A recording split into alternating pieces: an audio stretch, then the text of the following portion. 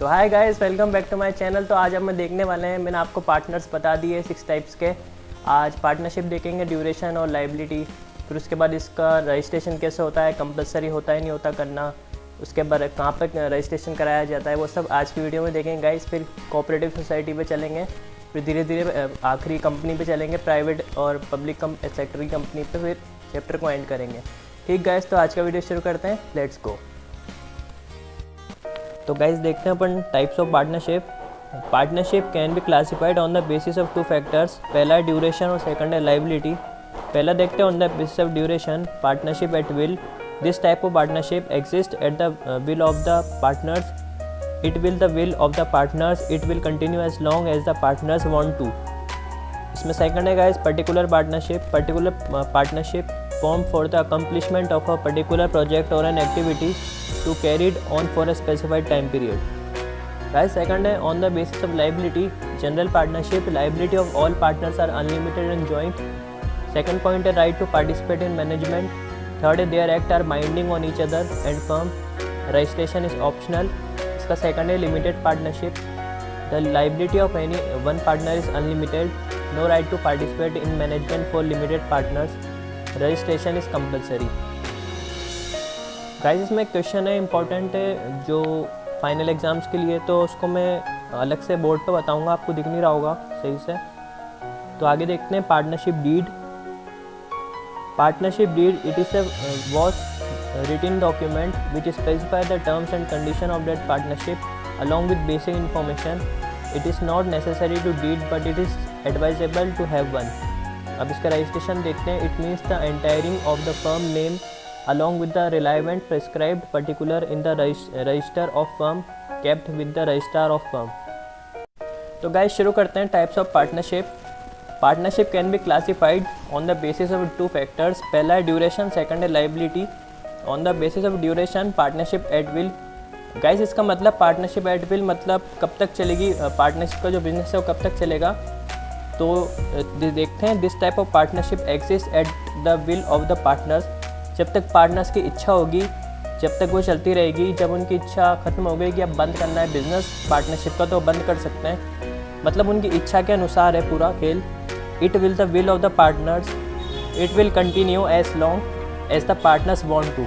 वो चाहें तो उसको लंबे समय तक खींच के ले जा सकते हैं पार्टनरशिप बिजनेस को, और वो चाहें बीच में स्टॉप करना तो स्टॉप भी कर सकते हैं। तो पूरा जो थिंकिंग है इसके अंदर वो सारी पार्टनर्स की हैं। पार्टनर्स की जब तक इच्छा होगी वो जब तक बिजनेस शुरू कर सकते हैं और ख़त्म कर सकते हैं। ठीक, तो इसका सेकंड देखते हैं particular partnership. Guys particular partnership मतलब किसी स्पेसिफाइड टाइम पीरियड के लिए बनाई जा रही है, पर्टिकुलर प्रोजेक्ट के लिए, पर्टिकुलर एक्टिविटी के लिए बनाई जा रही है, वो पर्टिकुलर पार्टनरशिप।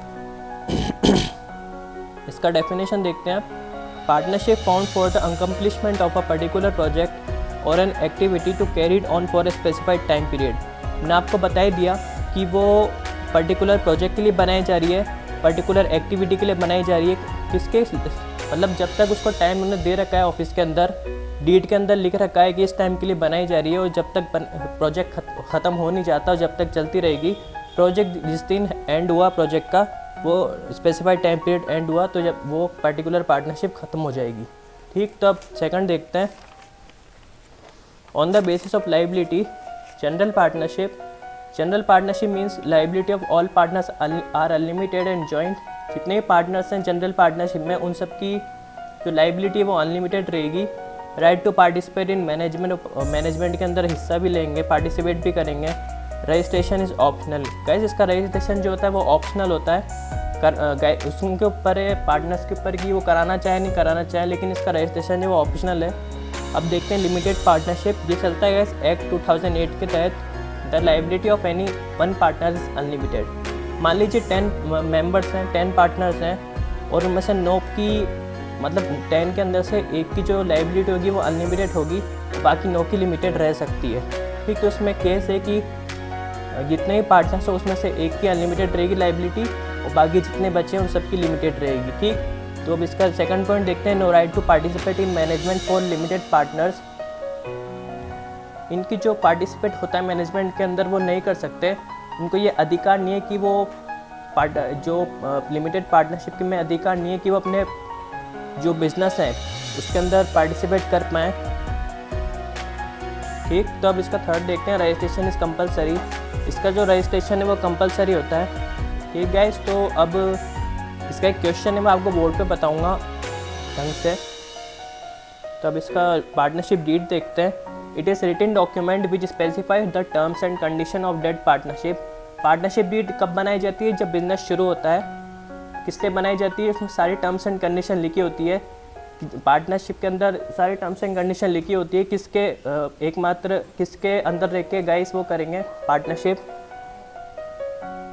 किसमें? रिटन डॉक्यूमेंट के अंदर ये होता है कब तक चलेगा और किसके अंदर रह के जो पार्टनर्स हैं वो काम करेंगे, सारा उसके अंदर लिखा होता है पार्टनरशिप डीड के अंदर। अलॉन्ग विद बेसिक इन्फॉर्मेशन होती है उसके अंदर। It is not necessary to deed but is advisable to have one. ये कंपलसरी नहीं है पार्टनरशिप डीड बनाना, लेकिन वो एडवाइजेबल है। एडवाइस करते हैं कि ये बनाना चाहिए जब बिजनेस नया नया शुरू होता है। ठीक, तो आगे होगा पार्टनरशिप डीड आप लोगों को। तो अब नेक्स्ट देखते हैं registration. It means the entering of the firm name along with the relevant prescribe particular in the register of firm kept with the registrar of firm. Guys का जो रजिस्ट्रेशन होता है वो रजिस्ट्रार ऑफिस के अंदर होता है। ठीक, तो अब यही है आज का वीडियो गाइस। तो आज का वीडियो यहीं ख़त्म होता है गाइस। तो आप लोगों को वीडियो पसंद आई हो तो लाइक कीजिए, कमेंट्स कीजिए, शेयर कीजिए। और कैसा लगा आपको वीडियो, और इसके बाद देखेंगे अपन कोऑपरेटिव सोसाइटी, फिर पार्टनर्स जो कंपनी है वो देखेंगे, फिर धीरे धीरे चैप्टर को एंड करेंगे और नेक्स्ट चैप्टर पे आएंगे। Thank you so much guys for watching this video. Thank you so much. तो गाइस अपन आ चुके हैं अपने बोर्ड की तरफ। मैंने आप लोगों को बताया on the basis of liability, general partnership और limited partnership. Liability of all partners are unlimited joint. General partnership में जो लाइबिलिटी होती है ऑल पार्टनर्स की, वो सारी जो पार्टनर्स होते हैं उनकी लाइबिलिटी अनलिमिटेड होती है। Right to participate in management, वो पार्टिसिपेट करते हैं मैनेजमेंट में। देखो ना, मैंने इंपॉर्टेंट लगा रखा है, रजिस्ट्रेशन जो होता है इसका ऑप्शनल होता है। अब देखते हैं लिमिटेड पार्टनरशिप 2008 का एक्ट है। The liability of any one partner is unlimited. मतलब एक पार्टनर की जो लाइबिलिटी वो अनलिमिटेड रहेगी, बाकी सबकी लिमिटेड रह सकती है। मैंने आप लोगों को बता ही दिया पहले। No right to participate in management, उनका कोई अधिकार नहीं है कि वो जो पार्टनरशिप का बिजनेस है उसके अंदर वो पार्टिसिपेट करें। ठीक ना गाइस, इसमें मैंने रजिस्ट्रेशन है जो कंपलसरी इसका कराना इम्पोर्टेंट लगा रखा है। जनरल पार्टनरशिप का जो रजिस्ट्रेशन होता है वो ऑप्शनल है, लेकिन जो लिमिटेड पार्टनरशिप होती है उसका जो रजिस्ट्रेशन है वो कंपलसरी कराना। देखिए गाइस, मैंने इंपॉर्टेंट क्वेश्चन दे रखा है जो आप लोगों के एग्जाम्स में आ सकता है। Registration of partnership is compulsory और नॉट। ध्यान से सुनिए, मैंने क्या बोला? Registration of partnership is compulsory और नॉट। तो देखिए उस साइड में मैंने आंसर लिख रखा है इसका। Registration of general partnership is not compulsory. मैंने आप लोगों को बता दिया जनरल पार्टनरशिप के अंदर जो रजिस्ट्रेशन होता है वो ऑप्शनल होता है, but limited partnership is compulsory. जो लिमिटेड पार्टनरशिप का जो रजिस्ट्रेशन होता है वो कंपलसरी कराना, और जो जनरल पार्टनरशिप का जो रजिस्ट्रेशन है वो ऑप्शनल है करवाना। ठीक, तो गाइस ये इंपॉर्टेंट क्वेश्चन है, आप लिखना चाहे तो लिख सकते हैं वीडियो पोस्ट करके। ठीक गाइस, मैंने आप लोगों को बता दिया। अब देखेंगे आखिर में कोऑपरेटिव सोसाइटी और कंपनी। ठीक गाइस।